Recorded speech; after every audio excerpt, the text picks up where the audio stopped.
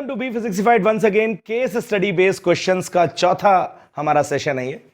तो आज की जो हमारी केस स्टडी है that is based on electrostatics. दोनों केस स्टडीज हमने इलेक्ट्रोस्टैटिक्स से ली हैं। पहला जो हमारा टॉपिक है it's there on your screen, corona discharge and dielectric breakdown. Corona बहुत ही कंटेम्पोरेरी और रेलिवेंट वर्ड है, इस समय पूरी दुनिया को परेशान कर रखा है इसने, लेकिन वैसा कुछ भी नहीं हम बात करने वाले हैं। हम लोग बात करने वाले हैं कंडक्टर्स के केस में जो कोरोना डिस्चार्ज होता है।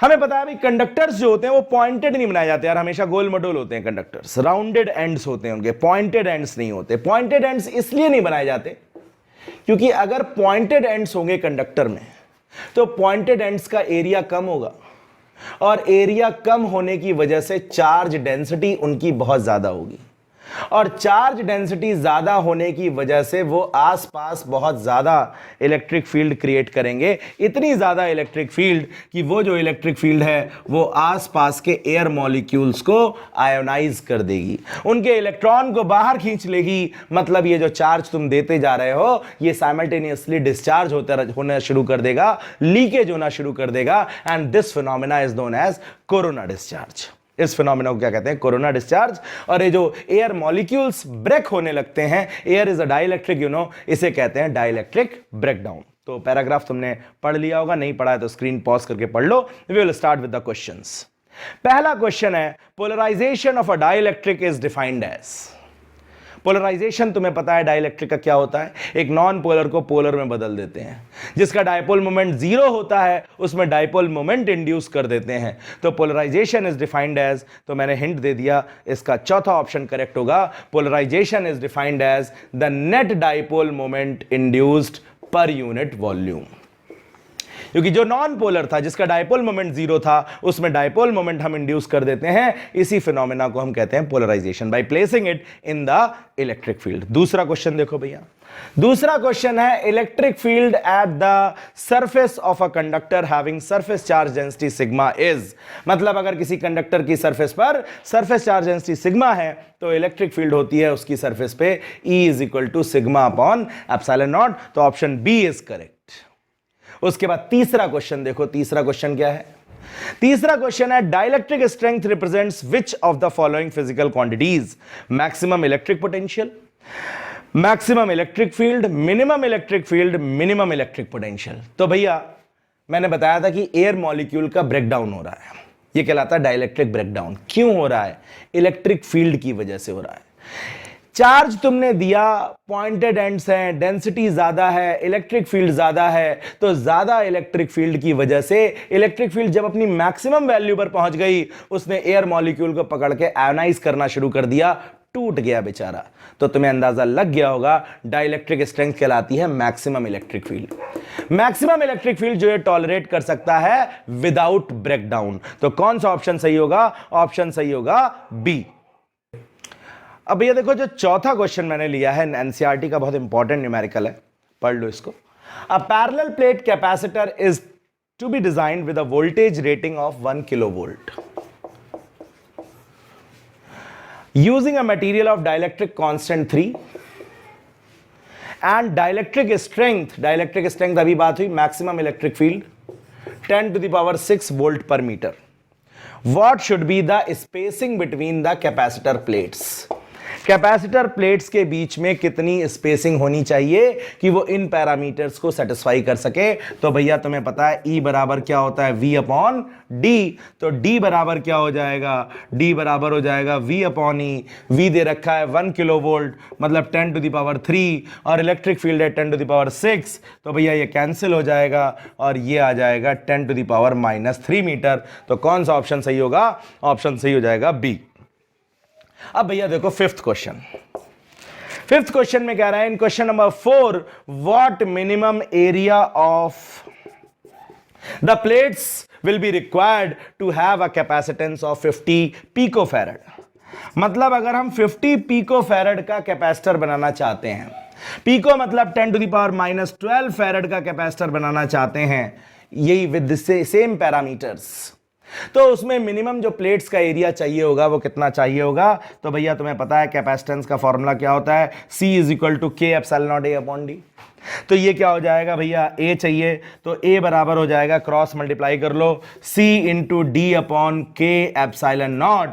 तो अगर तुम वैल्यू रख दोगे, C की वैल्यू रख दोगे, D की वैल्यू रख दोगे, K की वैल्यू रख दोगे, ε0 की वैल्यू रख दोगे, तो ये तुम्हारा आ जाएगा ऑलमोस्ट 19 सेंटीमीटर स्क्वायर। मतलब कौन सा ऑप्शन करेक्ट होगा? ऑप्शन ए करेक्ट हो जाएगा भैया।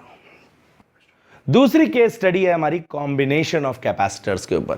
तुम्हें पता है कि कैपेसिटर्स को सीरीज में कनेक्ट करते हैं तो चार्ज सेम रहता है, पोटेंशियल डिफरेंस तो डिस्ट्रीब्यूट हो जाता है, और जो कंबाइंड कैपेसिटेंस होता है वो कम होता है, less than the individual कैपेसिटेंसेस।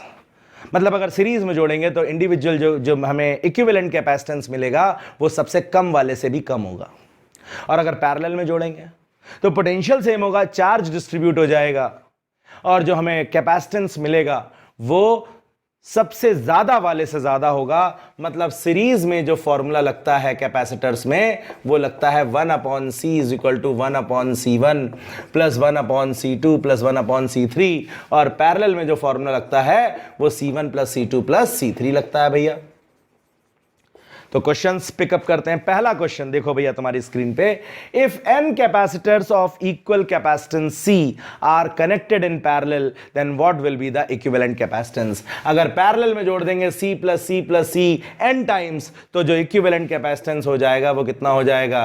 NC हो जाएगा। तो ऑप्शन बी जो है तुम्हारा यहां पर करेक्ट है। दूसरा क्वेश्चन देखो भैया स्क्रीन पर। दूसरा क्वेश्चन है, what is the area of the plates of a 2 farad parallel plate capacitor. एक 2 फैरड का कैपेसिटर है हमारे पास, और 2 फैरड का जो कैपेसिटर है उसके प्लेट्स के बीच का सेपरेशन रखना है 0.5 सेंटीमीटर। 0.5 सेंटीमीटर रखना है, तो हमें कितनी बड़ी प्लेट्स चाहिए होंगी?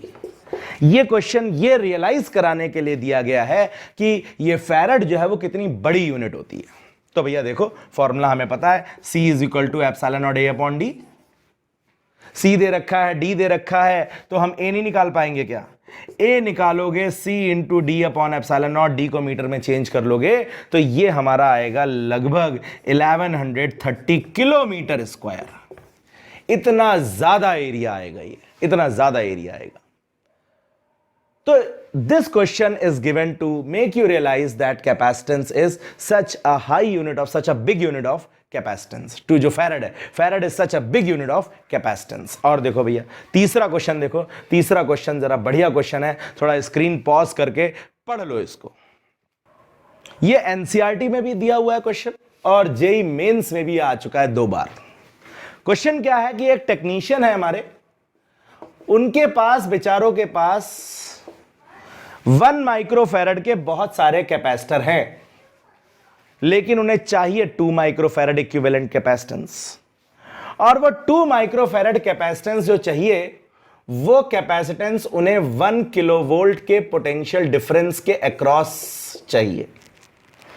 मतलब जो पोटेंशियल डिफरेंस है उन दोनों पॉइंट्स का जिनके अक्रॉस उन्हें 2 माइक्रोफैरड का कैपेसिटेंस चाहिए वो 1 किलोवोल्ट का है, लेकिन उन बेचारों के पास है केवल कितने?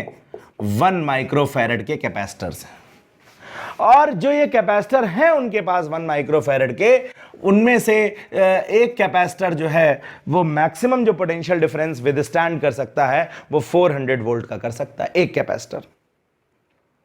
तो उन्हें कितने कैपेसिटर जो है वो मैक्सिमम लगा सकते हैं सीरीज में, एक रो में मैक्सिमम कितने कैपेसिटर्स लगा सकते हैं? तो टोटल कितना है? 1 किलोवोल्ट टोटल सीरीज में। मतलब यहां पर कैपेसिटर जोड़ेंगे तो V1 + V2 + V3, क्योंकि आइडेंटिकल कैपेसिटर हैं तो हम कह सकते हैं V + V + V मिला करके जितना भी है वो कितना होना चाहिए?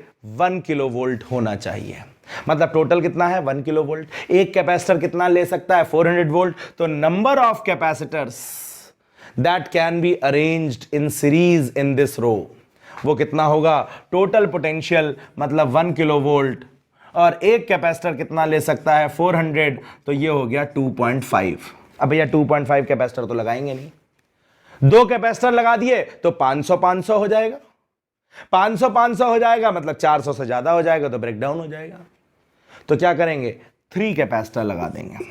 3 कैपेसिटर जब लगा देंगे तो 1000 वोल्ट का पोटेंशियल 3 कैपेसिटर्स के अक्रॉस जब डिवाइड होगा तो 333 पॉइंट समथिंग 33 आएगा, तो 400 से कम होगा, मतलब capacitors will safely hold this potential difference.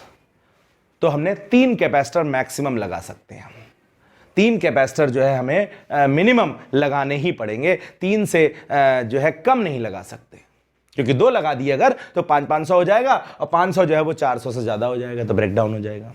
तो एक रो में हम मैक्सिमम कितने कैपेसिटर्स लगा सकते हैं, तो 3 कैपेसिटर। मैक्सिमम तो मतलब ज्यादा भी लगा सकते हैं, लेकिन मिनिमम कितने कैपेसिटर लगा सकते हैं, 3। तो भैया ऑप्शन क्या हो जाएगा, ऑप्शन करेक्ट हो जाएगा इसमें 3। अब what will be the net capacitance of a row, अगला क्वेश्चन है कि ये जो एक रो हम बनाएंगे 3 कैपेसिटर्स की, सीरीज में 3 कैपेसिटर जोड़ेंगे, उसका कैपेसिटेंस कितना होगा। तो सीरीज में भैया तुम्हें पता है फॉर्मूला क्या होता है, 1/c is equal to 1/c1 plus 1/c2 plus 1/c3। तो 1/c बराबर हो जाएगा 3, तो c बराबर कितना हो जाएगा, 1/3 माइक्रोफैरड हो जाएगा। मतलब एक रो का कैपेसिटेंस कितना हो जाएगा, 1/3 हो जाएगा। अब भैया अगला क्वेश्चन देखो, अब ये लास्ट क्वेश्चन है कि कितने कैपेसिटर चाहिए होंगे कि भाई साहब को 2 माइक्रोफैरड इक्विवेलेंट कैपेसिटेंस मिल जाए।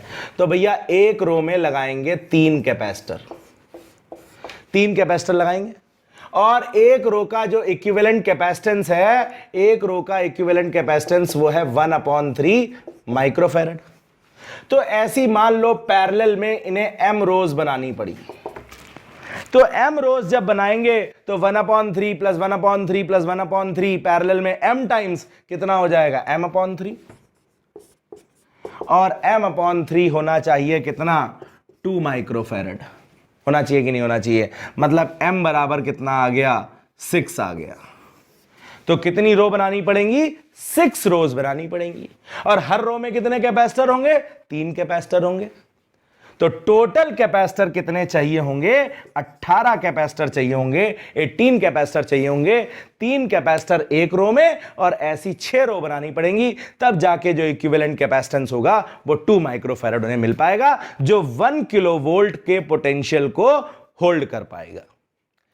So that's all for today. Keep watching, ऐसे ही चेक करते रहना।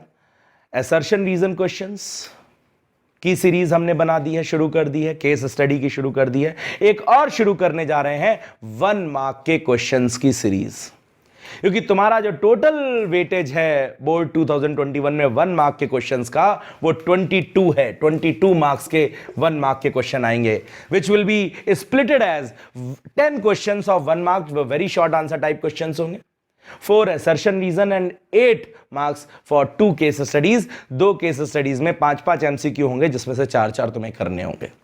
तो वो भी हम शुरू करने वाले हैं, जिसमें हम प्रीवियस ईयर्स के क्वेश्चंस को, 1 मार्क क्वेश्चंस को डिस्कस करेंगे। तो देखते रहोगे तो definitely you are going to get good marks in your board exams. Keep watching, share और सब्सक्राइब कर देना, जरूर शेयर करते रहना इसको, and stay tuned to be physicsified. Thank you very much.